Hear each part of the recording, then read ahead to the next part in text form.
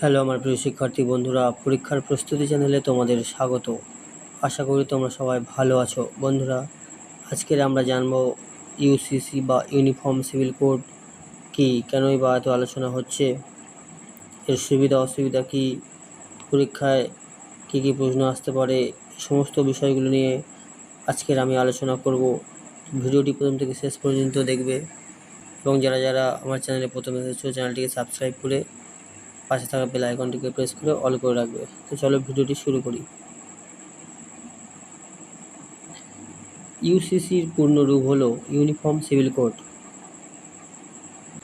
বাংলা যাকে সমান নাগরিক বিধি বা অভিন্ন দেওয়ানি বিধি বলা হয়। একটি দেশে বসবাসকারী সমস্ত নাগরিকের জন্য, তারা যে কোনো ধর্ম বা জাতি বা সম্প্রদায় হোক না কেন, বিয়ে, বিবাহ বিচ্ছেদ, সম্পত্তি বন্টন, উত্তরাধিকার এবং সন্তান দত্তক নেওয়ার মতো ব্যক্তিগত বিষয়গুলোতে সবার জন্য একই আইন প্রযোজ্য হওয়া। বন্ধুরা, বর্তমানে কী অবস্থা আছে এবং ইউসিসি পাস হলে কি হবে তা নিয়ে একটু দেখে নিই। বর্তমানে ভারতে বিভিন্ন ধর্মের মানুষের জন্য আলাদা আলাদা ব্যক্তিগত আইন বা পার্সোনাল ল রয়েছে, যেমন হিন্দু ম্যারেজ অ্যাক্ট, মুসলিম পার্সোনাল ল, খ্রিস্টান ম্যারেজ অ্যাক্ট ইত্যাদি। যদি ইউসিসি কার্যকর হয় তাহলে কি হবে, ধর্ম বা সম্প্রদায় নির্বিশেষে দেশের সমস্ত নাগরিকের পারিবারিক ও সামাজিক বিষয়গুলো একটিমাত্র সাধারণ আইনের অধীনে চলে আসবে। ইউসিসির মূল লক্ষ্য ও প্রভাব: বিয়ে এবং বিবাহ বিচ্ছেদ। সব ধর্মের মানুষের জন্য বিয়ের আইন, বয়স, বহুবিবাহ নিষিদ্ধকরণ এবং বিবাহ বিচ্ছেদের নিয়ম একই রকম হবে। সম্পত্তির অধিকার: পৈতৃক সম্পত্তিতে ছেলে ও মেয়ে সমান অধিকার নিশ্চিত করা। দত্তক নেওয়াটা কী হবে, সন্তান দত্তক নেওয়ার ক্ষেত্রে ধর্মীয় বাধা দূর করে সবার জন্য সমান ও সহজ নিয়ম তৈরি করা।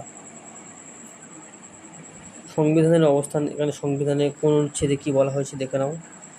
ভারতীয় সংবিধানের 44 নম্বর অনুচ্ছেদে বা আর্টিকেল 44 রাষ্ট্রকে সারা দেশে একটি অভিন্ন দেওয়ানবিধি চালু করার চেষ্টা করার কথা বলা হয়েছে।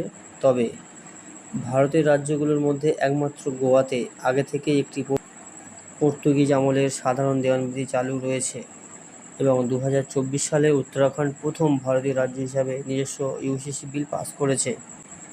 এবার ইউসিসি থেকে কি কি প্রশ্ন পরীক্ষায় তোমাদের আসতে পারে তা নিয়ে একটু আলোচনা করি। চলো, প্রথম প্রশ্ন, ইউসিসির পূর্ণ রূপ কি?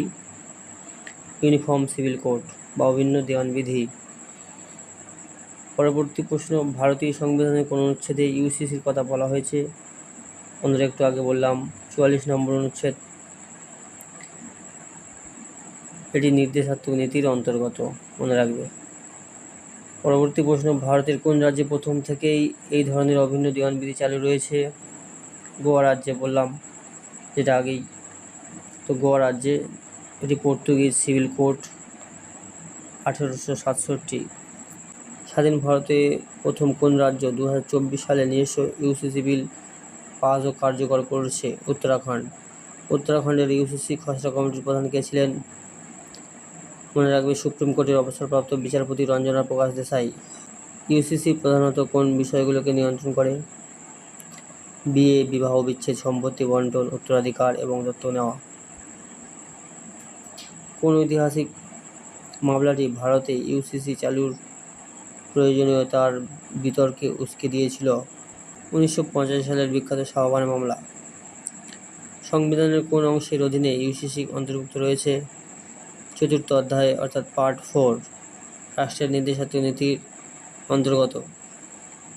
উত্তরাখণ্ডের ইউসিসি আইন কোন ধরনের সম্পর্ককে বাধ্যতামূলকভাবে নথিভুক্ত করার নিয়ম করা হয়েছে?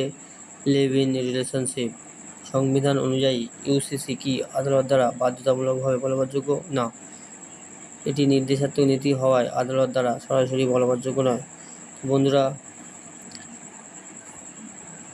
আজকের মতো ভিডিওটি এই পর্যন্ত। যদি ভিডিওটি তোমার ভালো লেগে থাকে লাইক কমেন্ট করে বন্ধুদেরকে শেয়ার করে দিও, আর এরকমই গুরুত্বপূর্ণ ভিডিও পেতে চ্যানেলটিকে সাবস্ক্রাইব করে পাশে থাকা বেল আইকনটিকে প্রেস করে অল করে রেখো, যাতে আগামী দিনে এরকম ভিডিও সবার আগে তোমার কাছে পৌঁছে যাবে। ধন্যবাদ।